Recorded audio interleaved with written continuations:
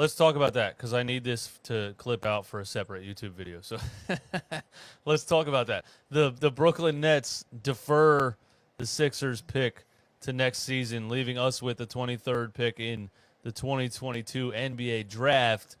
Greg Melly, I saw, had a tweet in all caps, by All the caps. way, which means it's Okay. very serious. That said, trade the pick. So that, Greg, you want to elaborate on your opinion there with the trade the pick? Why the hell would we keep it? It doesn't make any sense, dude.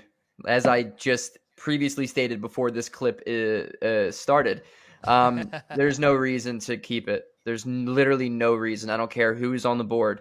If Chet Holmgren falls to 23, I'll take him. Why not? But if out of the top 3 dudes don't fall to the 23, there's no reason to keep the pick. We need to get guys who are veterans, leaders, winners. A dog. We have so many holes that a rookie will not be able to fill in his rookie season. And knowing the Sixers draft history, we're probably not even going to draft the right dude. We're probably going to draft some position we don't need, and it's going to go array as it always does because we suck. And guys, why the hell would you pick somebody at 23 knowing Doc Rivers will not play that guy for another 3 seasons? There's no reason to keep the pick. You trade the pick, you package it with Tobias Harris, you find a way to go out and get something. You put it with Matisse Thybulle, maybe a second-round pick, maybe Furkan Korkmaz, please God, and get Lou Dort. You find a way to go out and get 3-and-D perimeter players who are dogs.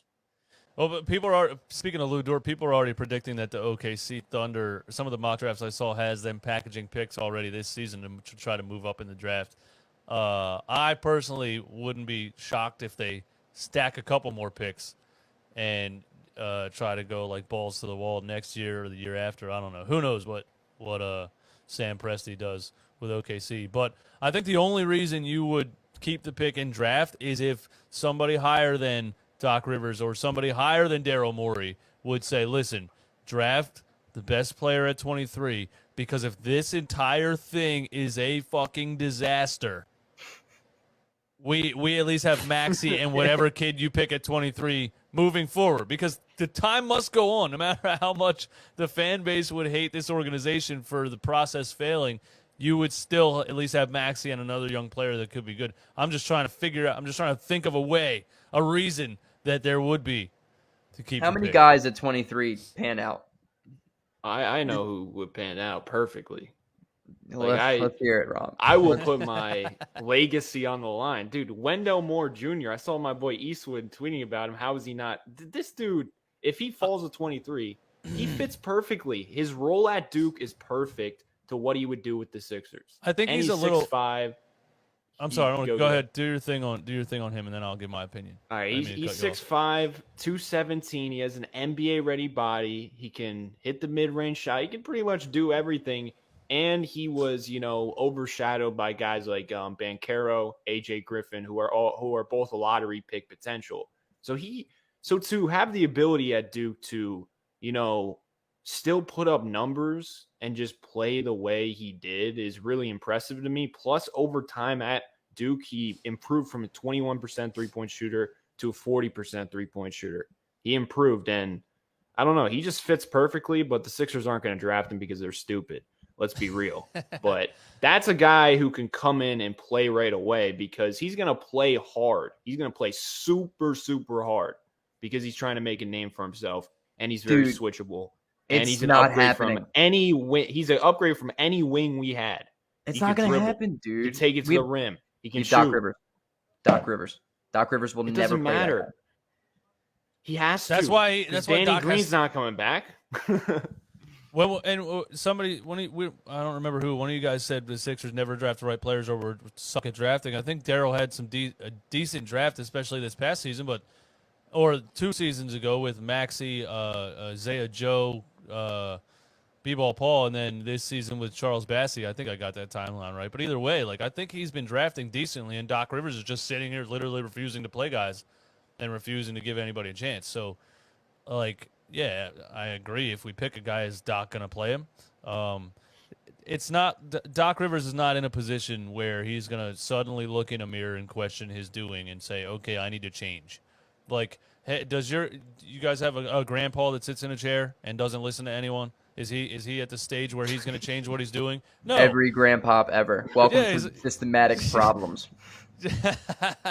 But I'm saying he's there. He lived his whole life. He's sitting in the chair. He did everything. He's not listening to anything. You can't tell him this is what you need to do. You need to make a Facebook page. You know what I mean? He's like, I'm watching my black and white TV in my recliner. I'm 90 years old. That's Doc Rivers. I'm doing it this way until I'm deceased. There's no changing it. More than anything, we have to stop sitting here and lying to ourselves, pretending like people are going to take accountability for their actions next year. Because, dude, it's just not happening. Doc's not changing. The guys on the team are not changing. Harden's not changing. Nothing's changing. We're not drafting a kid that's going to come in and just, like, change the culture. It's not happening. I don't care who it is. I don't care where it's at. They're getting a rookie doesn't make any sense because Doc Rivers doesn't play Bassey, doesn't play Isaiah Joe, who are both guys who could be on championship-level team rotations, and I genuinely, firmly believe that. Do I think they would get 30 minutes? No, but they could get 5 to 10. I believe Isaiah Joe is good enough that in dude's a right scrawnier system. than me. Come on, I don't care. It does. Jordan Poole weighs 85 pounds. Would the Sixers be able to go out and get Andrew Wiggins and then Andrew Wiggins comes in and makes a difference? Of course not, because it's the Sixers culture that's the problem. Doesn't matter who we draft until the personnel changes, the problem stays the same. Yeah, but this is the thing. Why are we just sitting here allowing Doc Rivers to come back? Like, because we're not working for the Philadelphia 76ers. Yeah, but I'm a YouTuber with 1.3 thousand subscribers. I have the littlest of say. Romp, you have the same, I don't know how many subscribers you have. You have no say. DJ Eastwood. There's not enough. I'm talking unless about unless you have a million, you probably still don't have a say. And it doesn't even matter if you have a million. If King of the fourth quarter, if Kenny Beecham came out and was like, Doc Rivers needs to get fired, do you think Daryl Morey's like, well, Kenny thinks he should get fired. Let me draft and trade Doc Rivers. No, dude, none of us matter. In the big world, we are just little minions, and we're gonna live and die without watching the Sixers win a championship. Can we just accept the fact to have Greg's expectations because Greg's the Sixers out. No, we suck. can't. Greg's out on the Sixers completely. This is what I do, Greg. The problem with the Sixers sucking and us not accepting it. Well, I accepted they suck, but it's actually the problem with that is that it's a hobby of mine and it's always been. So I'm always going to drag myself back into it. I'm always going to do it. I'm always going to be like, well, maybe if we do this. Well, maybe You know the biggest problem with the process? It helped us all become addicted to, well, maybe, well, what if? Well, in the future, none of that shit matters, dude. The process is over. The Sixers suck. Just face it. Greg, have you posted a Sixers video since the end of the season? I think you No, checked dude. out. It's been 2 weeks, DJ, because I'm so sad. I wake up and I'm like, I'm going to make a video. And then I'm like, no, I'm not, because nothing matters. Nothing matters anymore. Hey, you want to hear something crazy? I'm excited for next season. Shut up. Because I'm excited. Shut up, bro. I mean, shut up. For your health and happiness, just stop. When did Romp become the voice of positivity and motivation? There's a poll. Switch. You just completely forget about that statement you just made. There's like a small part of me that was like, I'm kind of excited to see the collapse, like, because then we could start over with Maxey and it's all over again. You know what? You say that now. You say that now until we trade Tyrese Maxey and keep Tobias Harris. There's generational players every draft. Cade Cunningham, like Luka, so I wouldn't mind that. And I just like watching basketball. Like, I'm not here to win championships. I wouldn't be a Sixers fan if I was here to win championships. I'm not here to win championships. The craziest part? I'm happier. Yeah, I want to say something. When I said draft Wendell Moore, I was not even thinking about Doc Rivers, because I could use that argument for everything. Like, I could talk about Tyrese Maxey developing all this crap, being a number one option offensively, but then I could just say, oh, we have Doc Rivers. It's not going to happen. So, you could say that for any problem. So that's why he needs to be fired, because no matter what, we have Doc Rivers and we are screwed. All right, so fired for a million reasons. If the Sixers bring Doc Rivers back and they start the season 5-12, does Doc Rivers get fired in the beginning of the season? I mean, because this happened with him in Orlando. They brought him back, and they started the season 1-10, and they fired him after 11 games. That was pre-championship. Yeah, it was. You're right.